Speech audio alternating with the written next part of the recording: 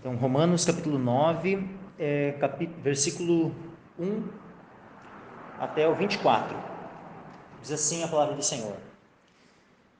Em Cristo digo a verdade, não minto, dando-me testemunho a minha consciência no Espírito Santo, que tenho grande tristeza e contínua dor no meu coração, porque eu mesmo poderia desejar ser anátema de Cristo, por amor de meus irmãos, que são meus parentes segundo a carne, que são israelitas, dos quais é a adoção de filhos, e a glória, e as alianças, e a lei, e o culto, e as promessas, dos quais são os pais, e dos quais é Cristo segundo a carne, o qual é sobre todos, Deus bendito eternamente. Amém.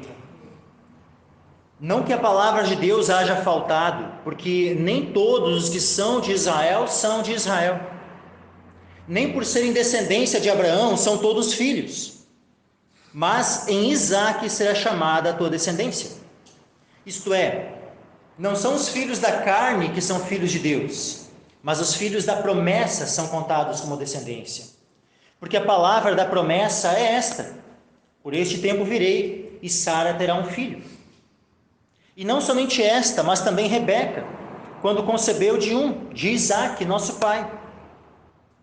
Porque não tendo eles ainda nascido, nem tendo feito bem ou mal, para que o propósito de Deus, segundo a eleição, ficasse firme, não por causa das obras, mas por aquele que chama, foi-lhe dito a ela: o maior servirá ao menor. Como está escrito: amei a Jacó e odiei a Esaú. Que diremos, pois? Que há injustiça da parte de Deus? De maneira nenhuma.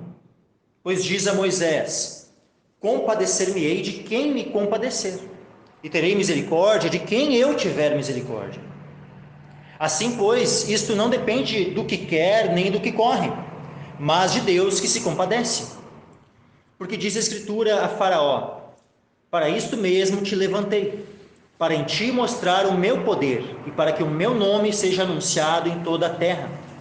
Logo, pois, compadece-se de quem quer e endurece a quem quer.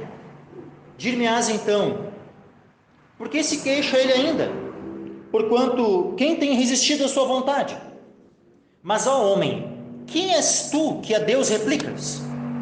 Porventura a coisa formada dirá ao que a formou: por que me fizeste assim? Ou não tem o oleiro poder sobre o barro, para da mesma massa fazer um vaso para a honra e outra para a desonra? E que direis, se Deus, querendo mostrar a sua ira e dar a conhecer o seu poder, suportou com muita paciência os vasos da ira preparados para a perdição, para que também desse a conhecer as riquezas da sua glória nos vasos de misericórdia que para a glória já dantes preparou, os quais somos nós, a quem também chamou não só dentre os judeus, mas também dentre os gentios. Amém. Até aqui. Podem se sentar.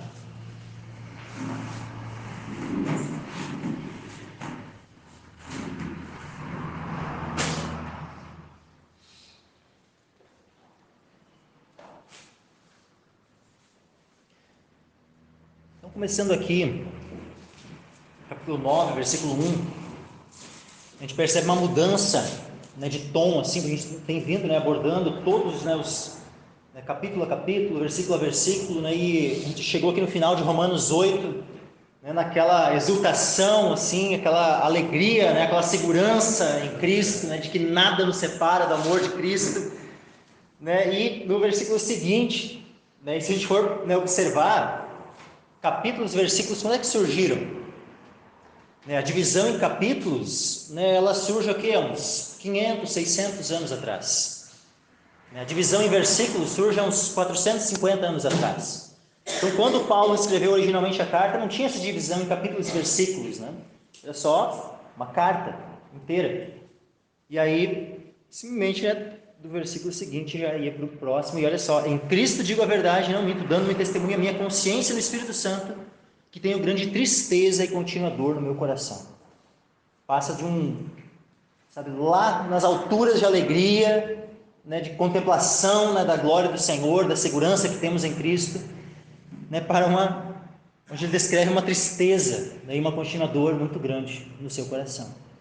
Por que essa tristeza? Por que Paulo tinha essa tristeza no seu coração? Por causa dos seus irmãos segundo a carne. Então ele diz aqui, mas antes disso, olha como ele introduz essa questão. Ele diz, em Cristo digo a verdade, não minto. Em Cristo, primeira coisa, ele reconhece que ele, Paulo, ele está em Cristo. Ele não está fora de Cristo, ele pertence a Cristo, ele está em Cristo. E se ele está em Cristo, é óbvio que ele deve dizer o quê? A verdade. Não é conveniente que alguém que está em Cristo diga mentira. Jesus disse que a nossa palavra ela deve ser sim, sim, não, não. O que passar disso provém do maligno. Então, se nós estamos em Cristo, nós devemos falar a verdade.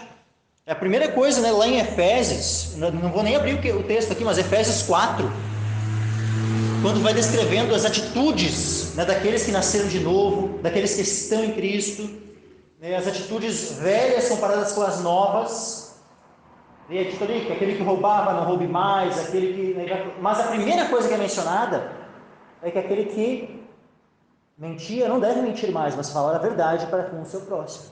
Então, se nós estamos em Cristo, que é a própria verdade, não convém que um cristão então venha a mentir. Então, em Cristo digo a verdade, não minto, dando-me testemunho a minha consciência no Espírito Santo. Olha que coisa tremenda aqui também, que ele menciona aqui o Espírito Santo. Ele, a posição dele, Paulo, e a nossa posição, se nós somos salvos, é que nós estamos em Cristo. Nós fomos batizados nele, passamos a fazer parte do corpo de Cristo, estamos em Cristo. E, uma vez que nós passamos a estar em Cristo, o Espírito Santo passou a estar em nós, passou a habitar em nós. E o Espírito Santo fala ao nosso coração, ele testifica com o nosso coração, como diz lá em Romanos 8, no versículo 16, o próprio Espírito testifica com o nosso Espírito que somos filhos de Deus.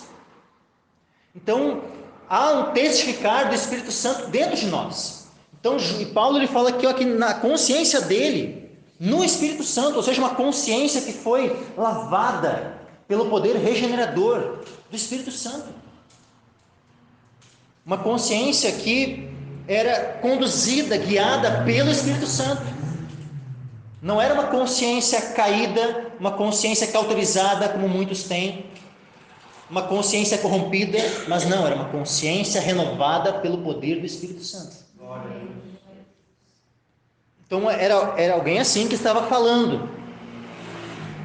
Não era alguém dessas condutas mundanas, de pessoas que não foram regeneradas ainda, que estão ainda perdidos, mortos em seus delitos e pecados, fazendo uma afirmação. Não era alguém assim. Era alguém que estava em Cristo, que tinha sua mente renovada pelo Espírito Santo. Então, em Cristo digo a verdade, não minto, dando-me testemunho a minha consciência no Espírito Santo, que tenho grande tristeza e contínua dor no meu coração. Por que ele tinha tristeza, uma grande tristeza, e uma dor que era contínua, ou seja, não era uma coisa que ele teve tristeza por um momento e depois disso, aquela tristeza nunca mais apareceu no seu coração. Era uma tristeza que ela era contínua, uma dor que era contínua.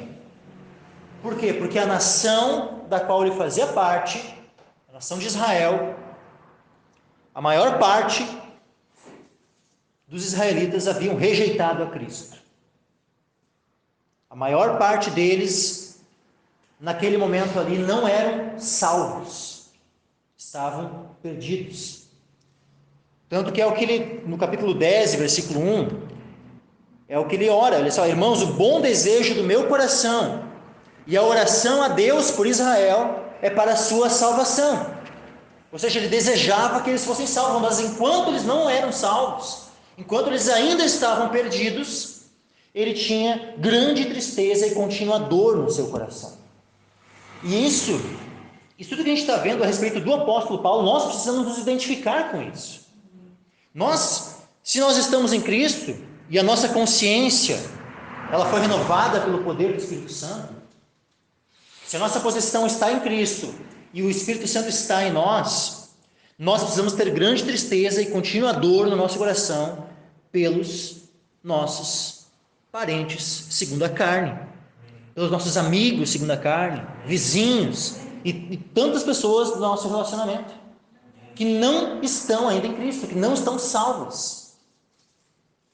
Nós precisamos ter, sabe, essa tristeza quando nós vemos alguém que nós conhecemos, que nós amamos, segundo a carne, um filho, um pai, uma mãe, um irmão, um amigo, qualquer pessoa do teu relacionamento, e que ela ainda não está em Cristo.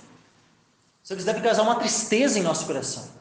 Por quê? Porque se essa pessoa morrer, ela morre perdida. Ela morre eternamente condenada.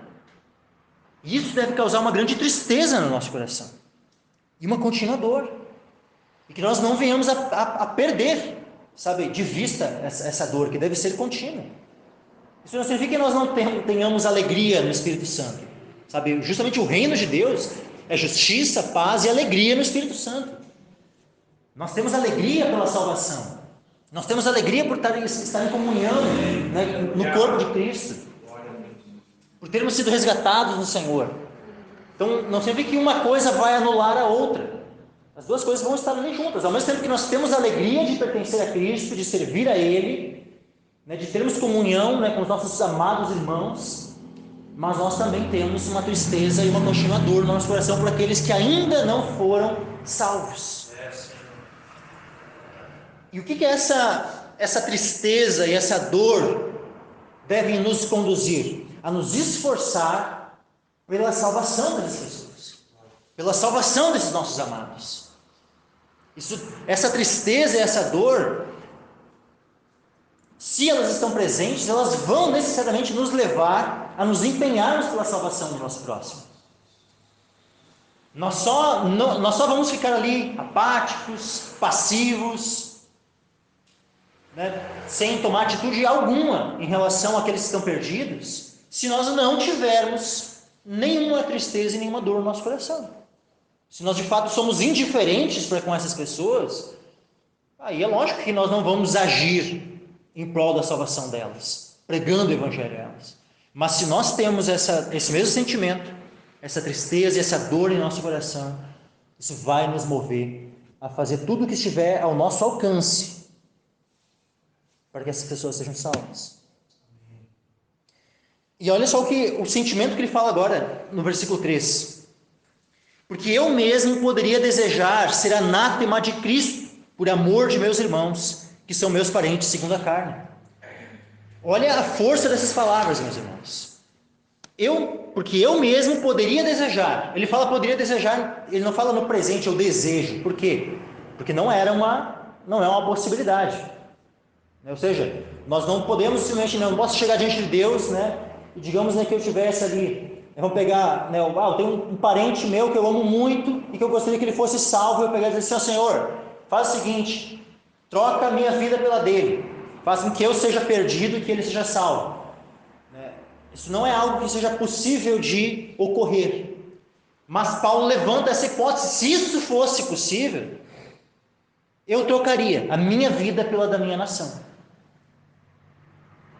Eu preferiria eu ser perdido, condenado eternamente, porque é isso que significa, quando ele diz assim, porque eu mesmo poderia desejar ser anátema de Cristo. O que é anátema de Cristo? Anátema é amaldiçoado, é separado. Quando a gente vê lá no Antigo Testamento, né, aquilo que foi separado como anátema é separado para destruição, é amaldiçoado. E aí, então eu poderia desejar ser anátema de Cristo, ou seja, ele recém tinha dito, ele inicia dizendo, em Cristo digo a verdade. Ele reconhece que ele está em Cristo, mas ele poderia desejar ser separado de Cristo e amaldiçoado eternamente. Se pudesse haver uma troca, né, entre ele e, então, por causa da sua perdição, a nação de Israel ser ganha para o Senhor. Se Deus trocasse a vida dele pela nação, ele trocaria. Isso é algo semelhante ao que Moisés orou ao Senhor.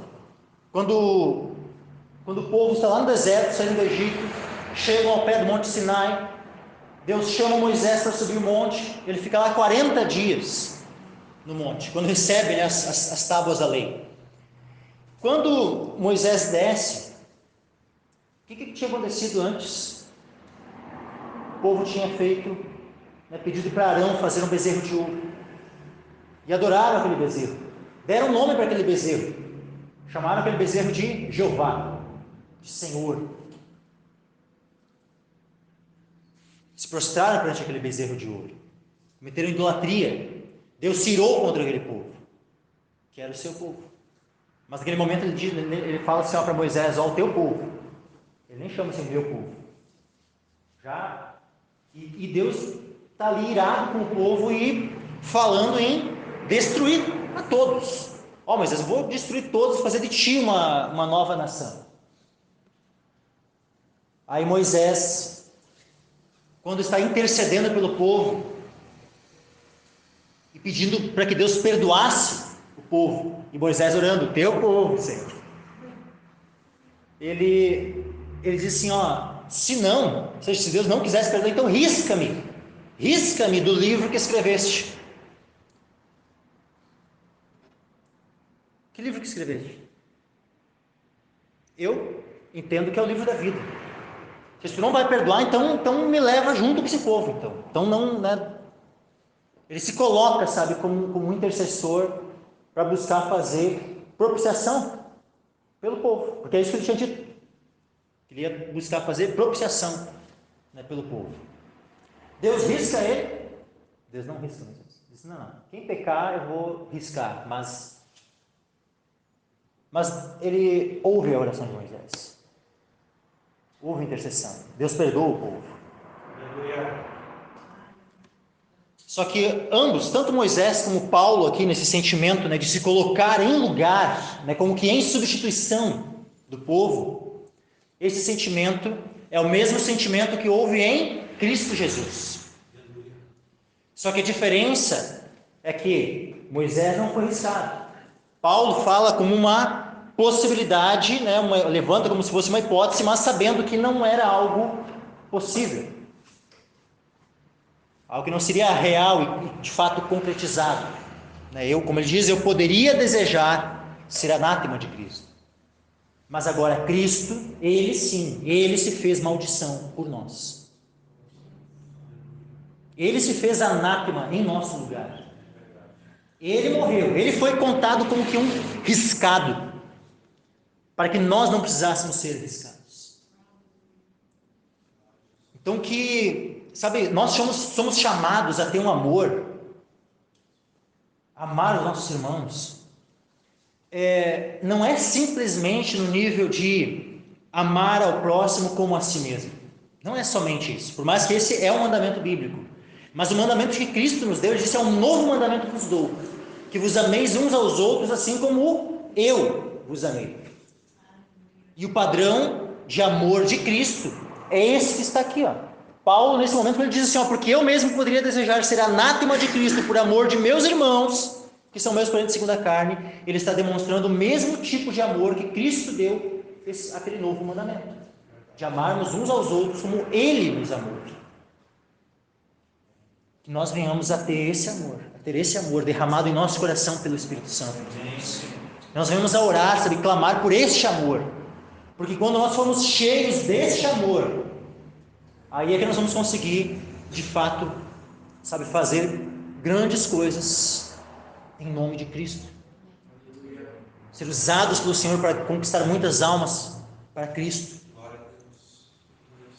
sermos abundantes na obra do Senhor. É com esse amor, com esse tipo de amor. Aí ele diz assim, ó: meus parentes segundo a carne. Por que eram parentes? Por que ele fala segundo a carne? Porque eram parentes segundo a carne, mas não eram segundo o Espírito. Aquele que é nascido da carne é carne. Aquele que é nascido segundo o Espírito é Espírito. Eles eram parentes porque não eram salvos ainda, apenas segundo a carne. Mas aqueles que são filhos de Deus são aqueles que nasceram do Espírito.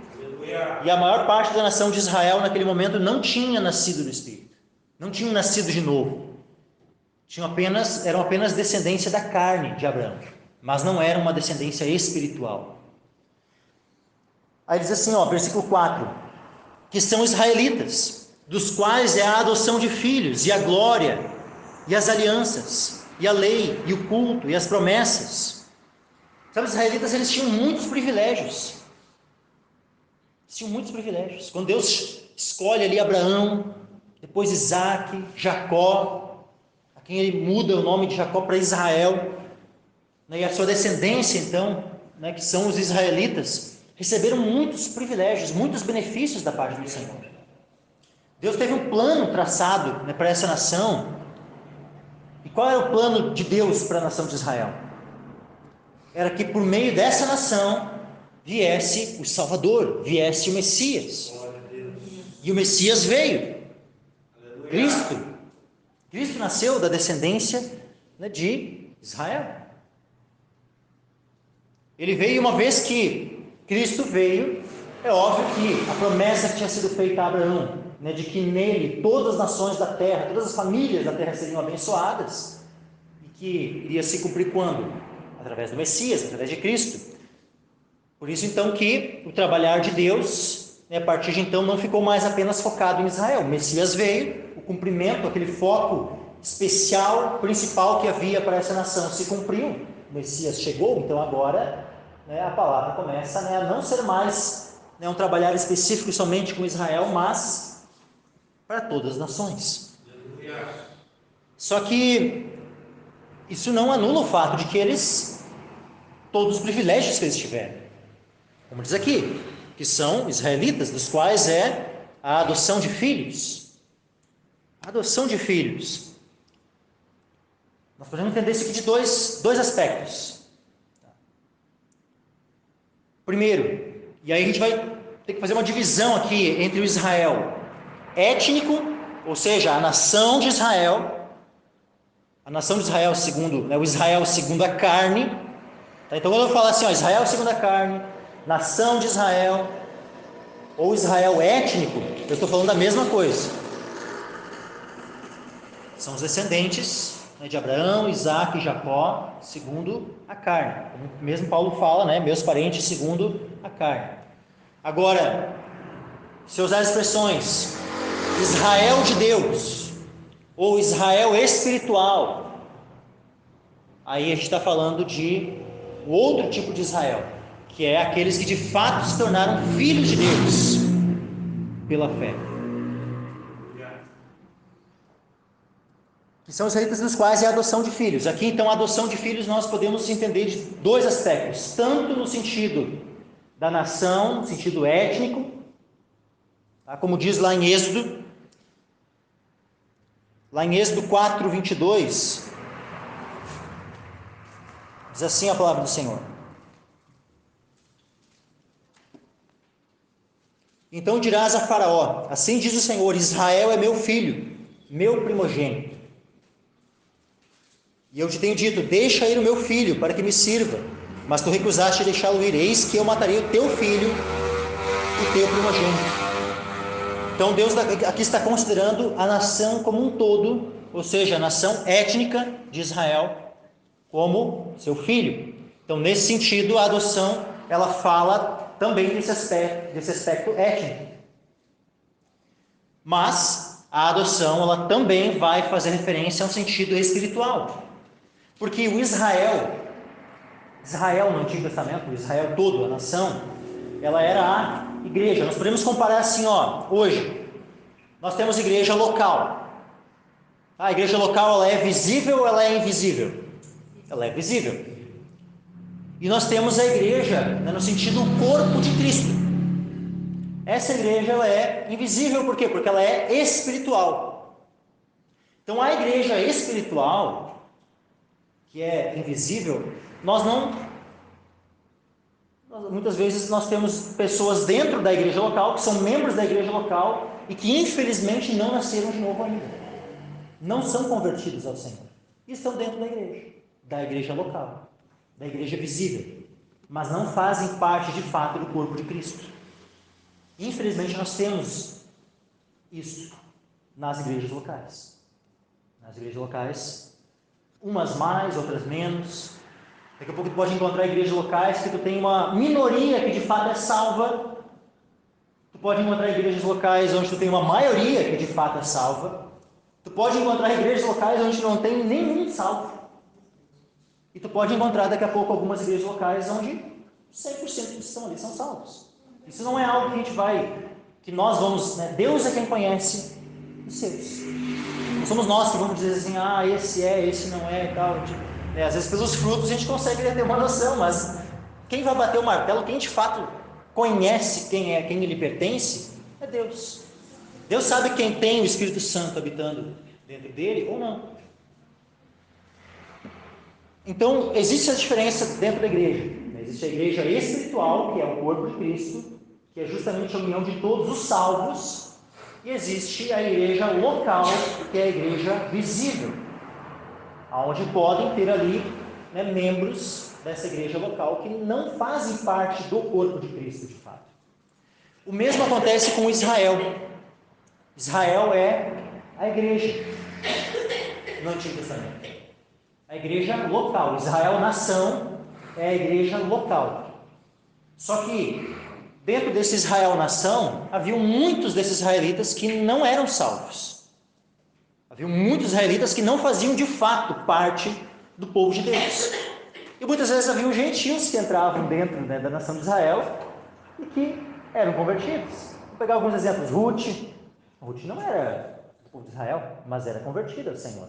Raabe também era cananeia, não era do povo de Israel, mas era uma mulher salva. Então havia muitas vezes gentios que se agregavam à igreja do Antigo Testamento, Israel, mas que havia também israelitas que mesmo ali, sendo descendência de Israel e tal, não faziam parte do Israel espiritual, não faziam parte do Israel de Deus, não eram salvos.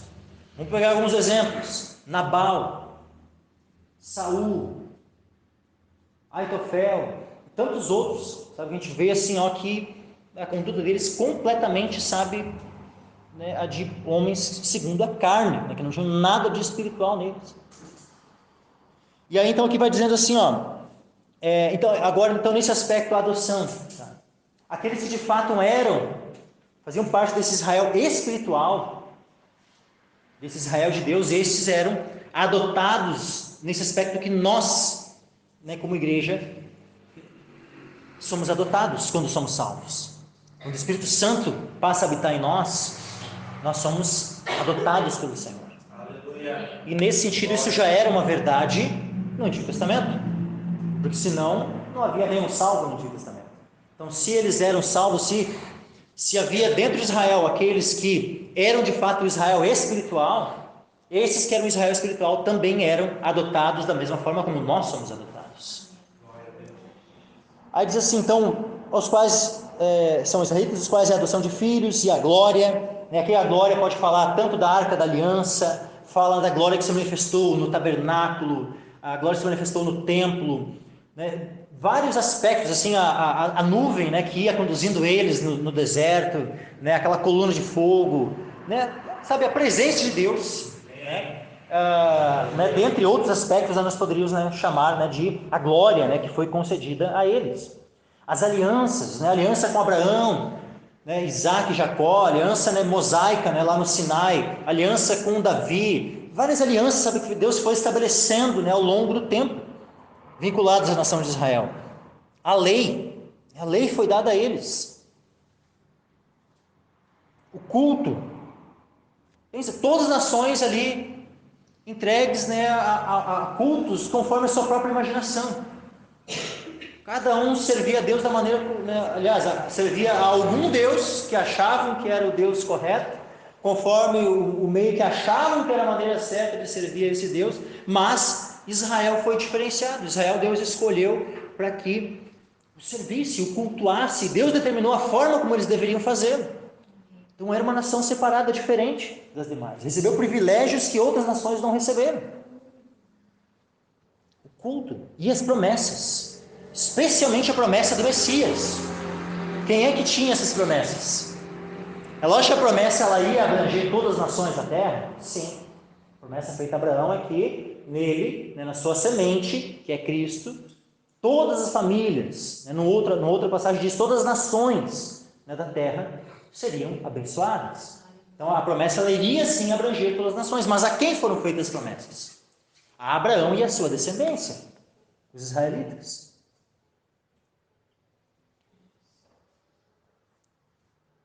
Aí diz assim, dos quais, versículo 5, dos quais são os pais. e dos quais é Cristo segundo a carne.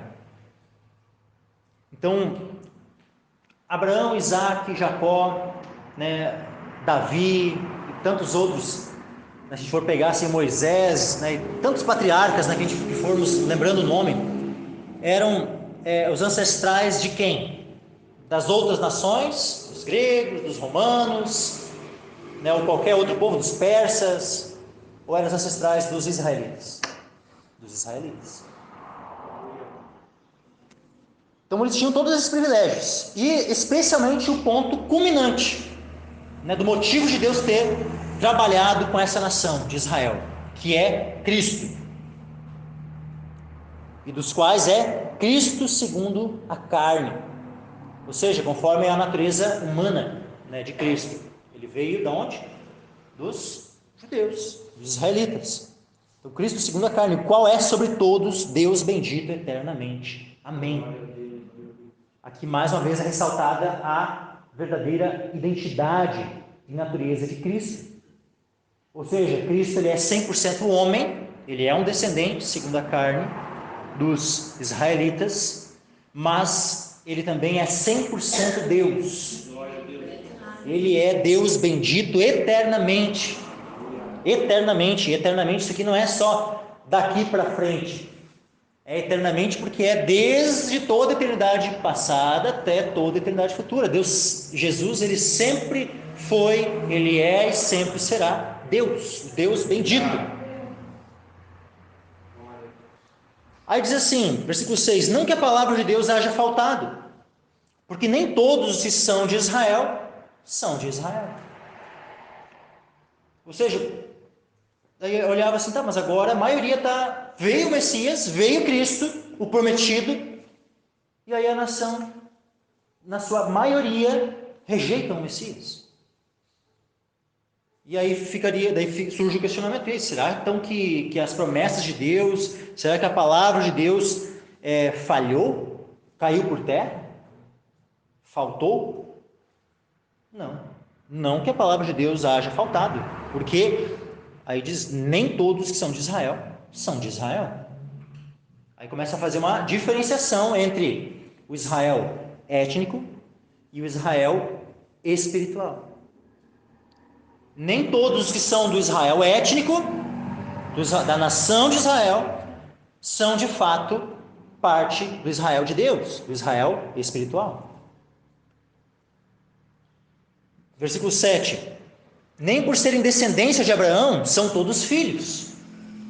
Eles podem ser descendentes de Abraão conforme a carne, mas não significa que são filhos espirituais de Abraão.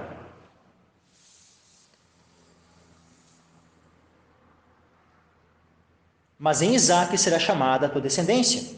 Isto é, não são os filhos da carne que são filhos de Deus, mas os filhos da promessa são contados como descendência. E aí, irmãos, eu queria trazer algo para vocês, sobre essa questão justamente de Israel e igreja, introduzir algo, na verdade, porque essas questões de Israel e igreja vão estar sendo bastante abordadas aqui nesses capítulos 9, 10 e 11 de Romanos.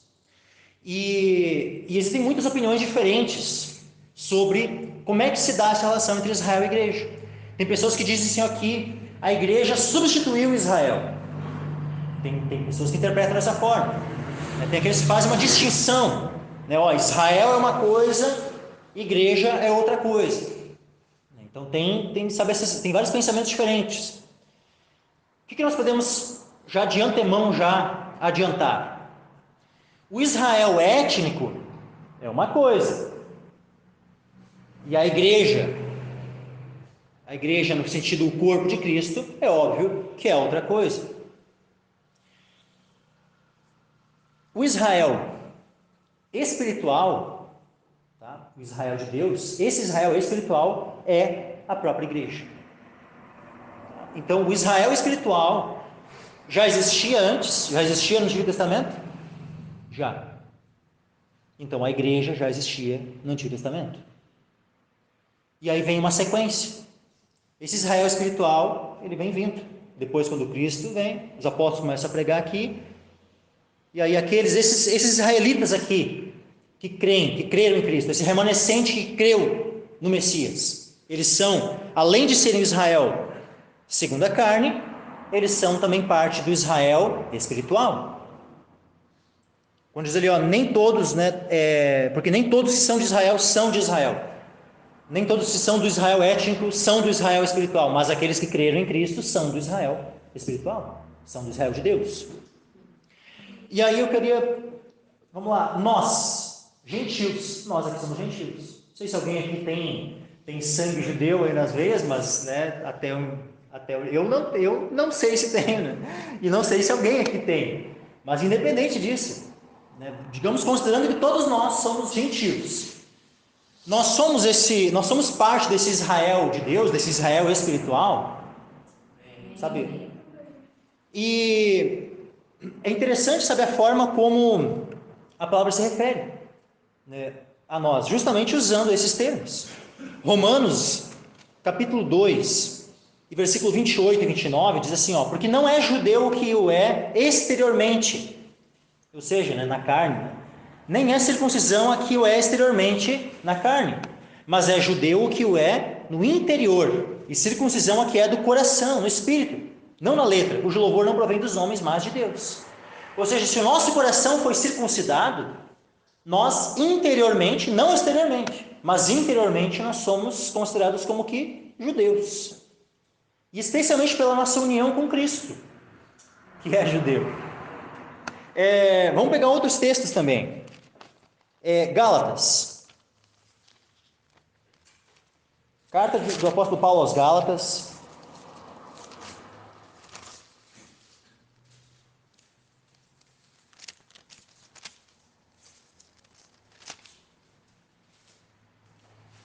Capítulo 3.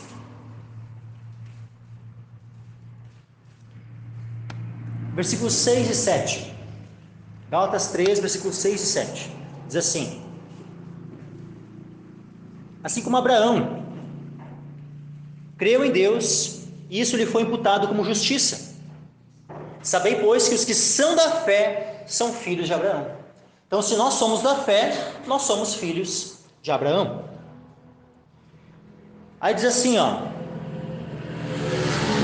pouquinho mais adiante, no mesmo capítulo 3 de Gálatas, versículo 29. E se sois de Cristo, então sois descendência de Abraão e herdeiros conforme a promessa. Acredito que nós somos, se nós somos de Cristo, então nós somos descendência de Abraão. Acredito claramente que nós somos então considerados como descendência de Abraão e herdeiros conforme a promessa. E por fim, em Gálatas ainda, Paulo fala assim, e a todos, capítulo 6, versículo 16, e a todos quantos andarem conforme esta regra, paz e misericórdia sobre eles e sobre o Israel de Deus. E aqui, o Israel de Deus, ele está fazendo referência a tudo aquilo que ele vinha falando antes. Ou seja, daqueles que são descendência de Abraão, daqueles que são justamente filhos de Abraão, porque são os da fé, esses são o Israel de Deus. Ou seja, ele está incluindo aqui não só judeus crentes, mas todos os crentes. Outro texto que é mais claro ainda sobre essa questão, de que a igreja ela já vinha. Agora, antes de começar, a comentar isso, porque eu sei que isso que eu falo que pode ser que para alguns seja novo, porque nós temos, especialmente no Brasil, um entendimento de que a igreja surge no Pentecostes. Tem muitos que têm esse entendimento que no Pentecostes é que surge a igreja, que antes a igreja não existia e que ela surge no Pentecostes. E o que eu estou dizendo aqui é que já havia igreja no Antigo Testamento. Eu estou falando uma coisa, então, diferente daquilo que é normalmente afirmado. Tá? Então, antes disso, eu quero mencionar algo sobre o termo igreja, a palavra igreja. A palavra igreja vem do grego eclesia. E o termo eclesia, ele traduz, quando ela é usada no Novo Testamento, citando passagens do Antigo Testamento. Quando cita passagens do Antigo Testamento, e aí que no grego, o Antigo Testamento foi escrito em hebraico, o Novo Testamento foi escrito em grego, usando o termo eclesia. Quando no Novo Testamento, em grego, foi citada uma passagem do Antigo Testamento que estava em hebraico, e foi usado, traduzindo essa passagem no Antigo Testamento, foi usada uma passagem no Novo Testamento, né, o termo grego eclesia, havia uma palavra específica em hebraico. E essa palavra específica em hebraico, ela aparece por centenas de vezes. E ela é traduzida como congregação. E se tu for procurar o termo congregação, tá, no Antigo Testamento, pesquisar, eu botar ali no celular, ali numa chave bíblica, né, pesquisar a palavra congregação. No Antigo Testamento, ela vai aparecer mais de 300 vezes. Enquanto que o termo igreja, que é o mesmo que a gente poderia... Igreja é uma transliteração de eclesia, não é a tradução de eclesia. A tradução de eclesia, ou seja, o significado de eclesia é assembleia ou congregação. Então, o significado de eclesia é congregação. Mais de 300 vezes aparece congregação no Antigo Testamento. E é engraçado que o termo igreja, que poderia ser traduzido como congregação, todas as ocorrências do termo eclesia, do termo igreja, ou traduzido, né, para congregação no Novo Testamento, é um pouco mais de 100 vezes. Olha que interessante, tem mais vezes o termo congregação, 3 vezes mais no Antigo Testamento do que no Novo. Então, como pode, sabe, a congregação, né, ou a eclesia, a igreja, né, ser algo, né, que fica na mentalidade como se fosse algo somente do Novo? Se simplesmente, né, a tradução como... Interessante, na história da igreja, né, que a gente pega ali na época da Reforma, a maioria das traduções optaram por, em vez de traduzir o termo eclesia, por transliterar, né, para a igreja.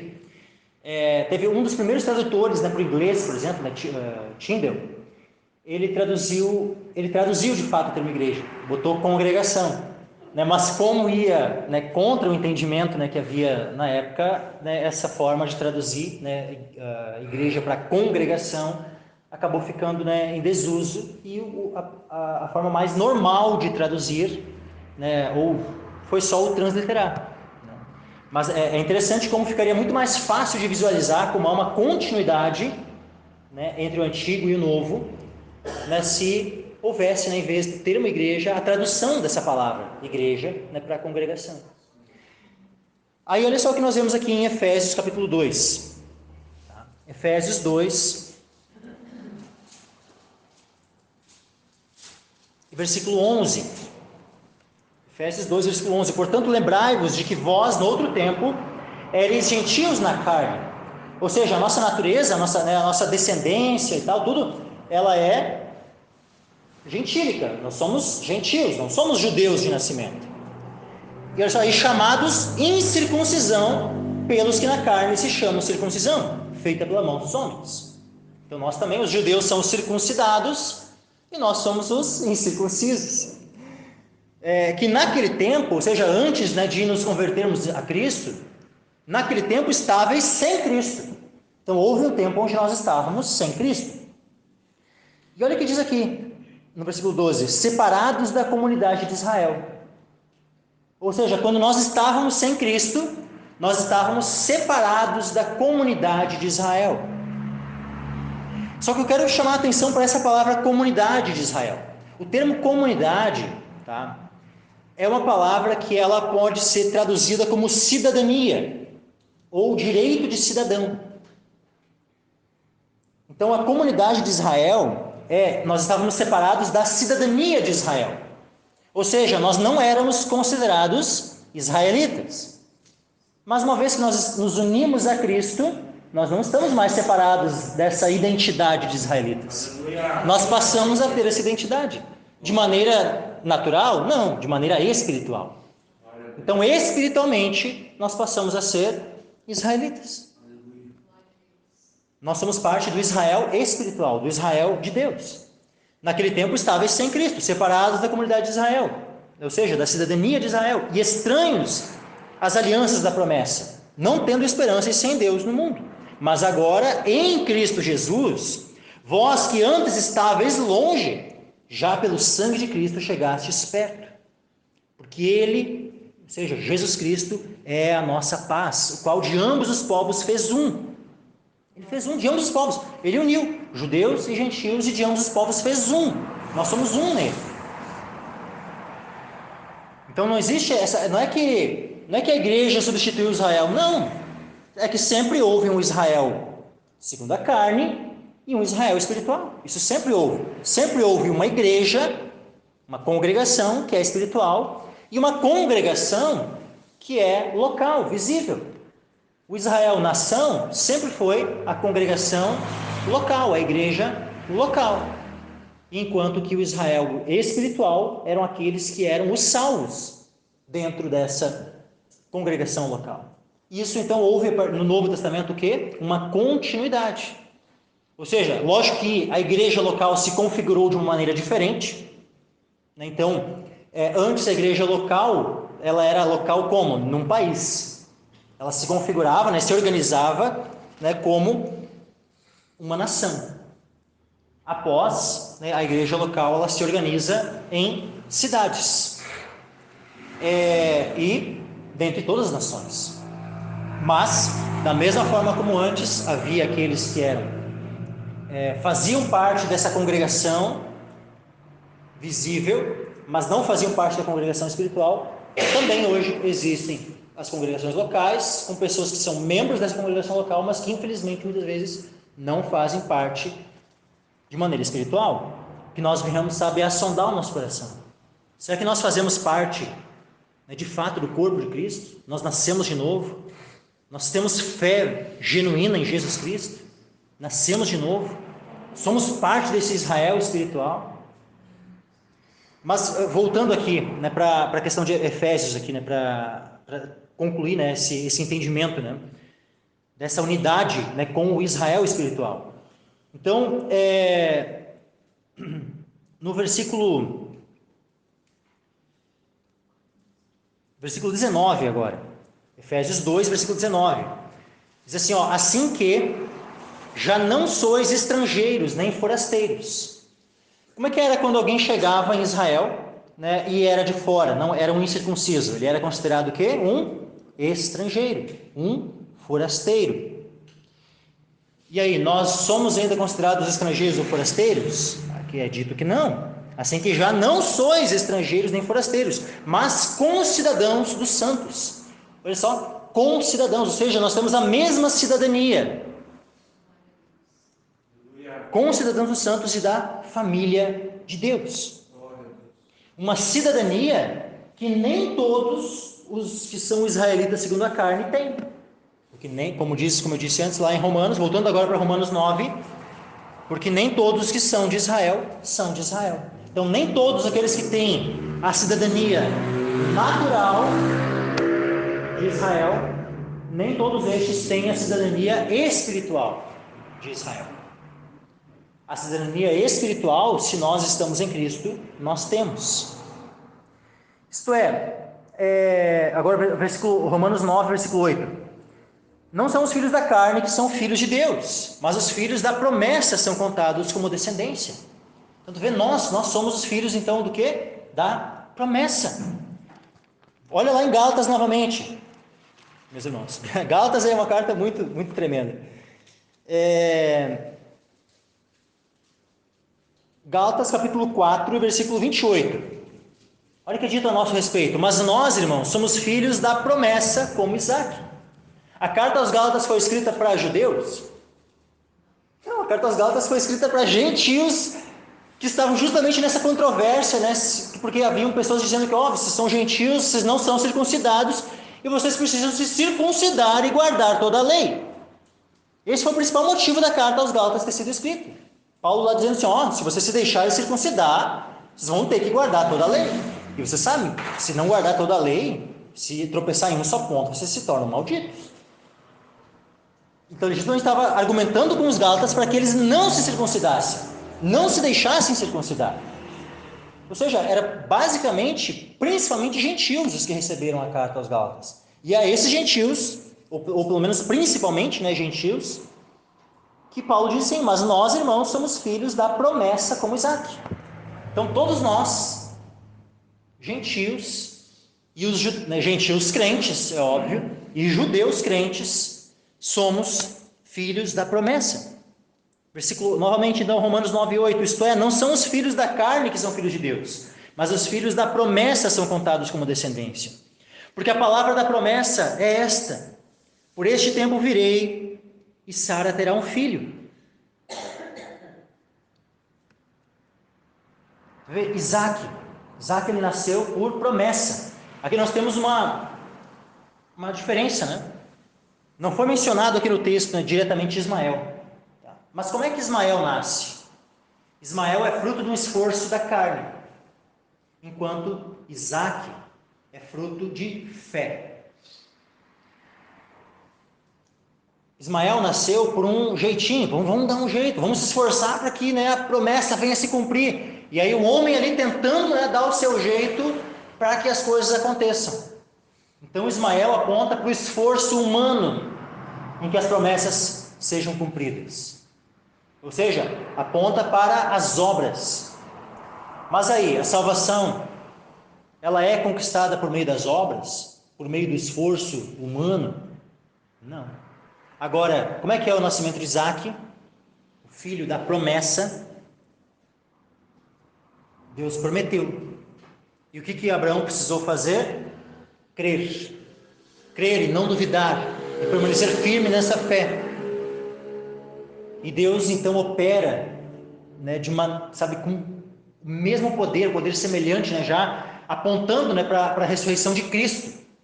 Né, o Deus que pode ressuscitar mortos, né, deu vida, né, ao corpo já amortecido de Abraão e ao ventre amortecido de Sara.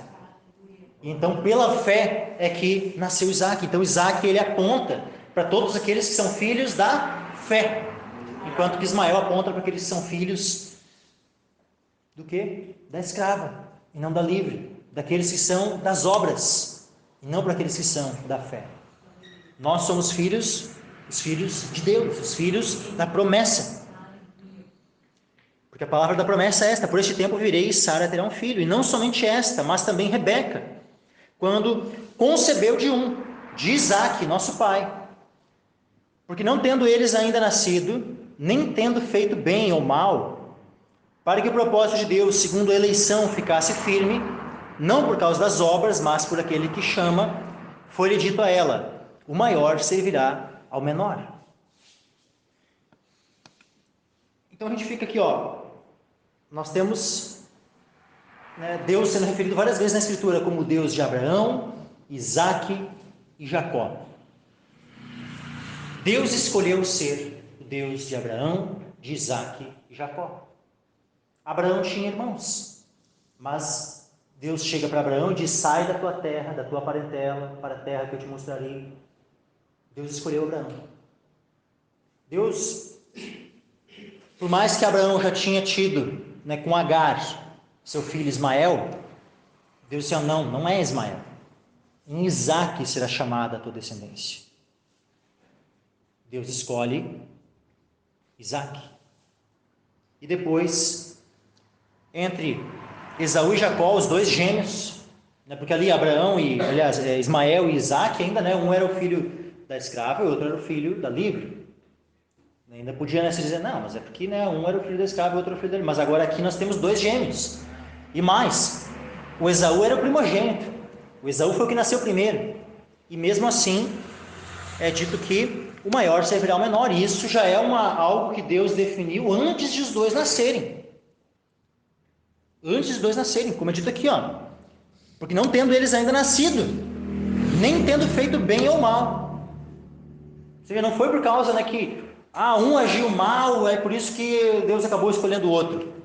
Ou foi porque se ele se esforçou, agiu bem, e é por isso que Deus escolheu ele.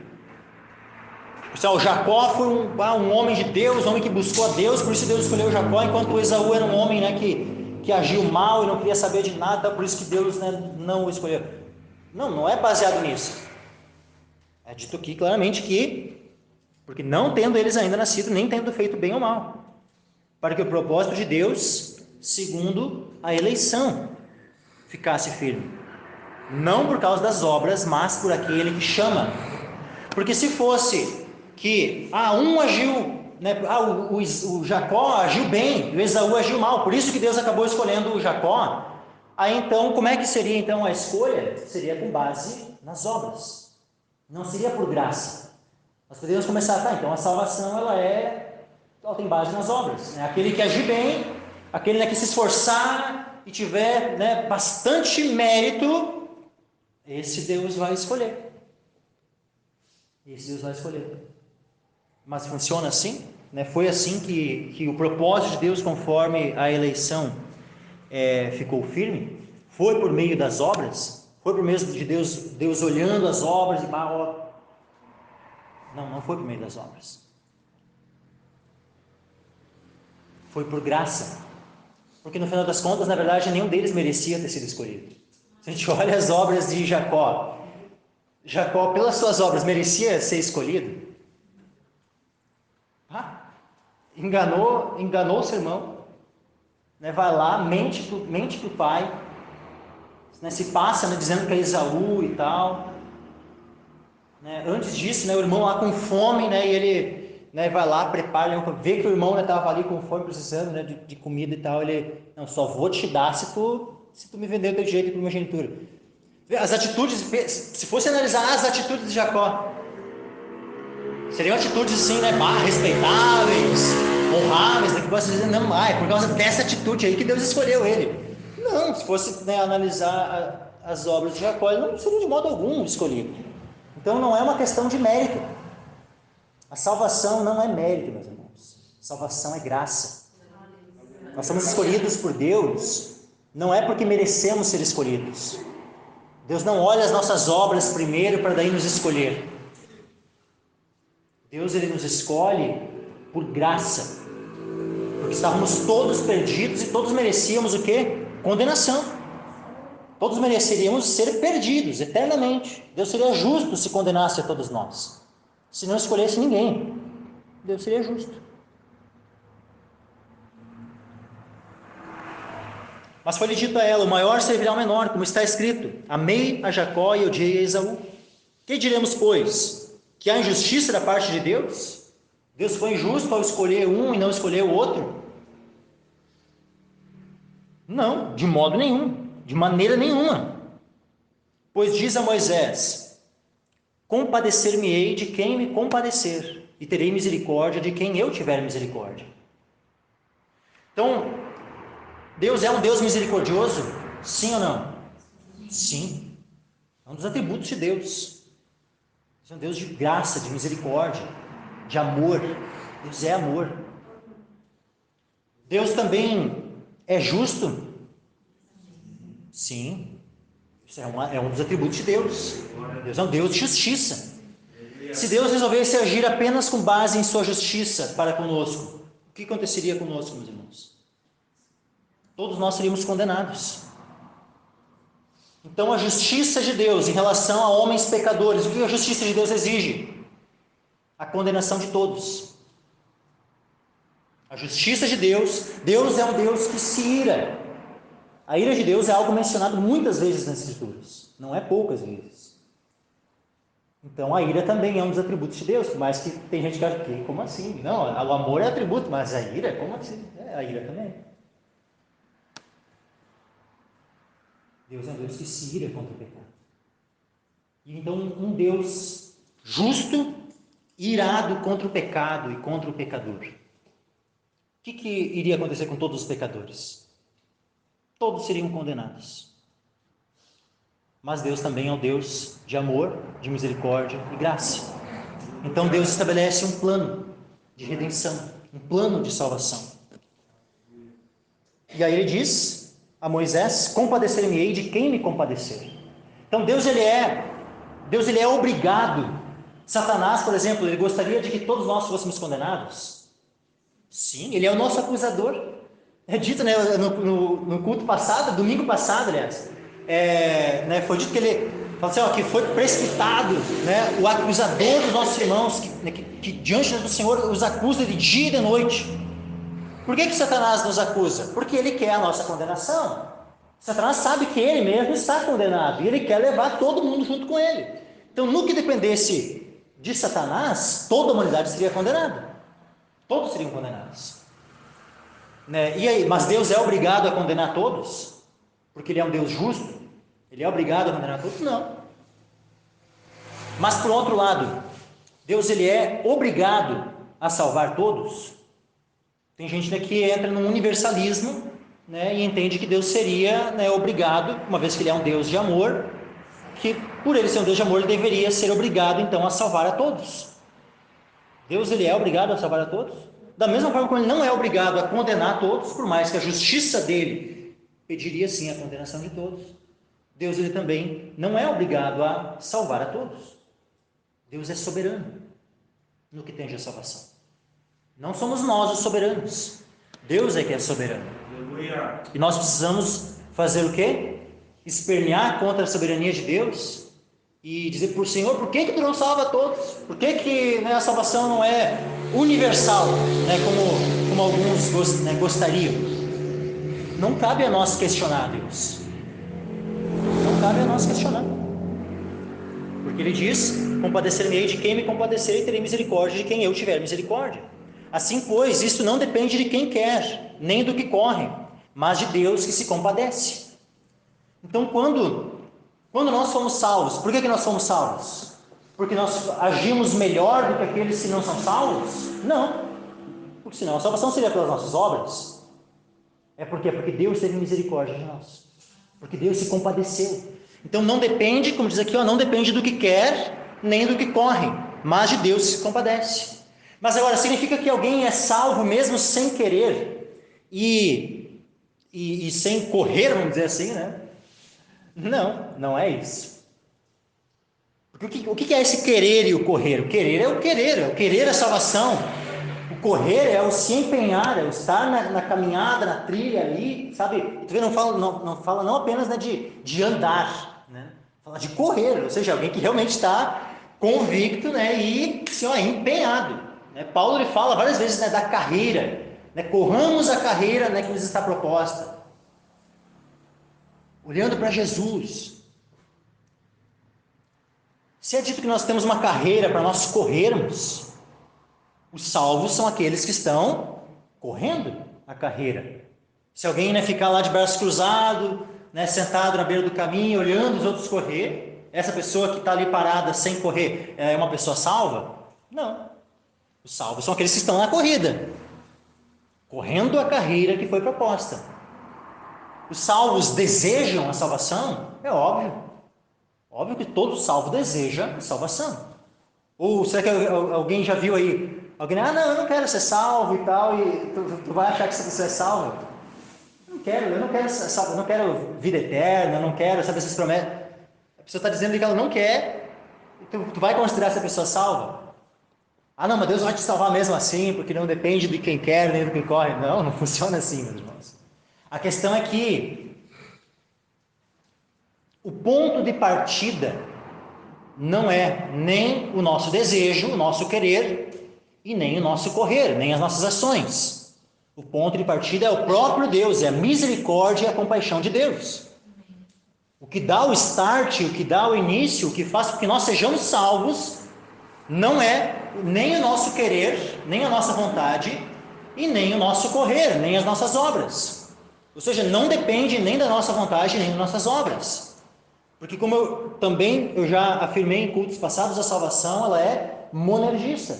Deus ele nos dá o arrependimento. Como eu citei vários textos que dizem isso. Deus ele nos dá, ele nos concede a fé como um presente. Então, Deus ele se compadece de nós, ele tem compaixão de nós e nos dá o arrependimento e nos dá a fé. E aí, a partir de então, como também diz aqui, olha só que interessante essa palavra aqui de Filipenses. Filipenses capítulo 2, versículo 13.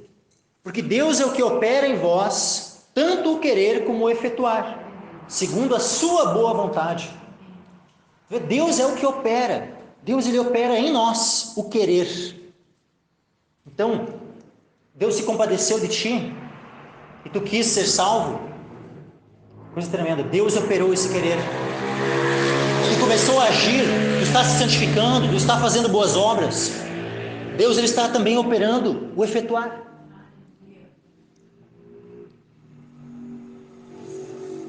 Então olha só, recente é dito que, olha só, Filipenses, vou ler novamente, agora capítulo 2, versículo 12 e depois do 13.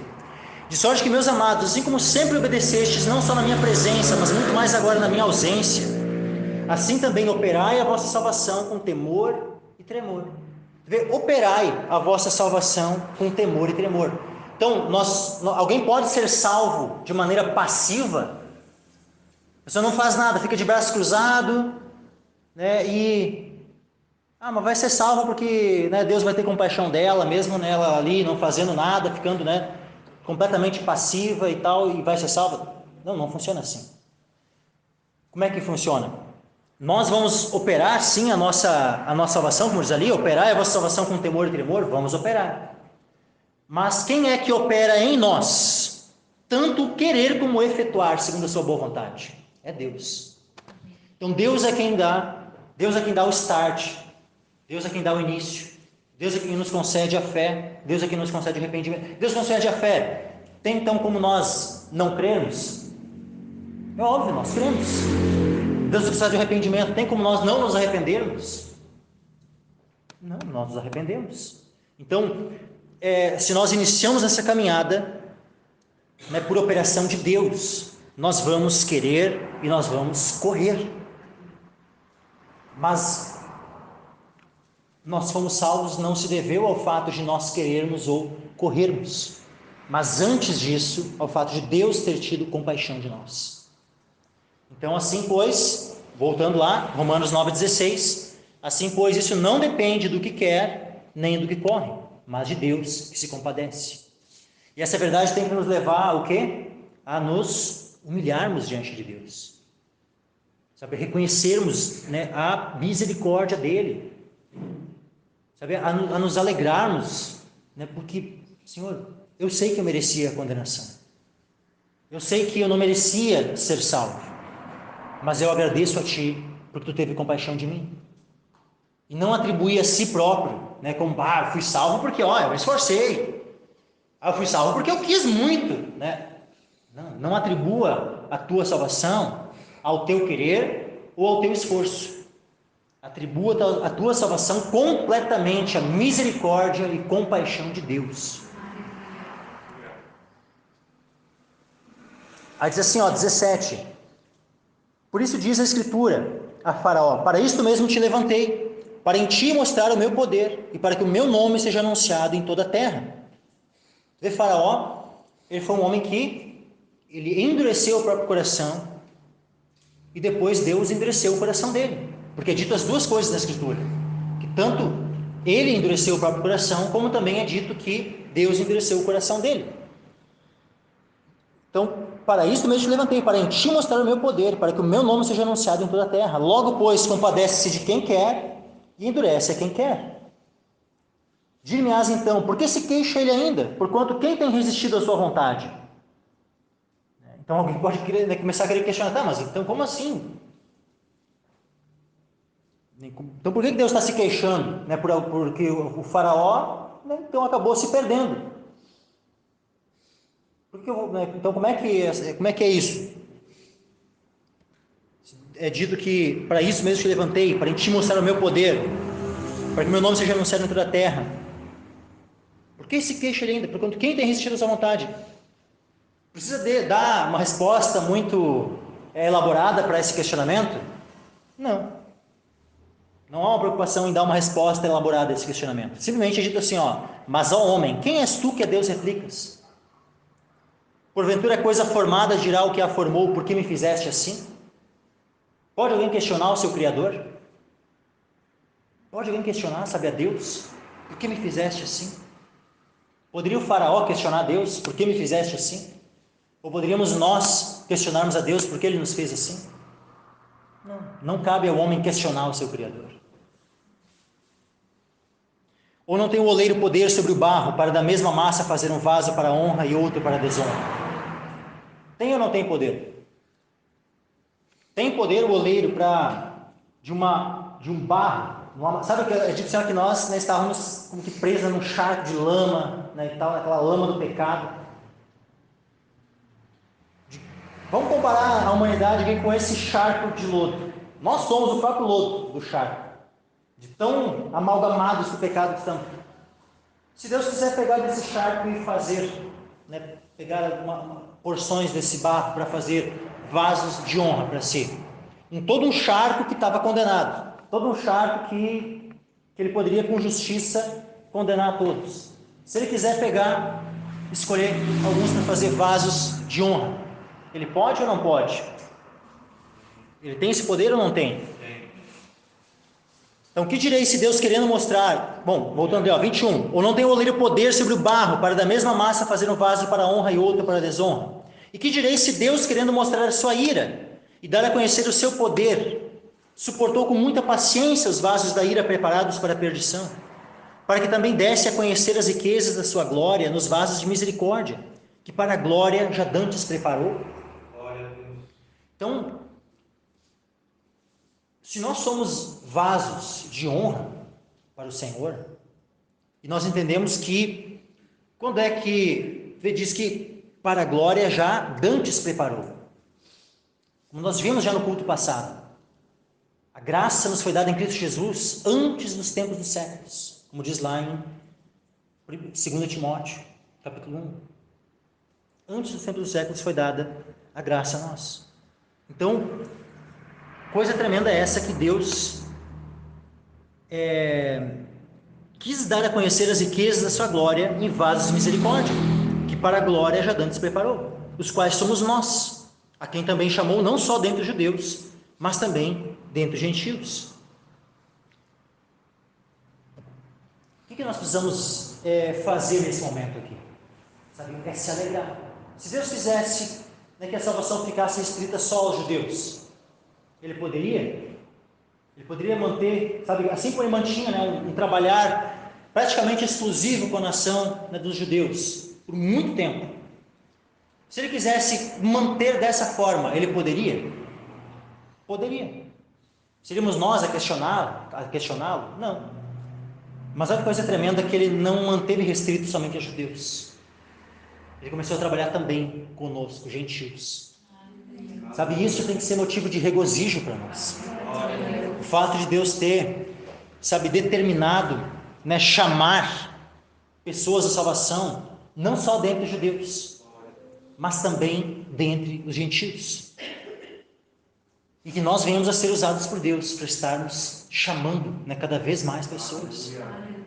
Para que venham também aqueles que hoje são vasos de ira, né, são naturalmente, né, como diz lá em Efésios 2, filhos da ira, mas que venham a se tornar filhos da misericórdia, que venham a se tornar filhos de Deus, que nós venhamos a ser usados pelo Senhor para isso.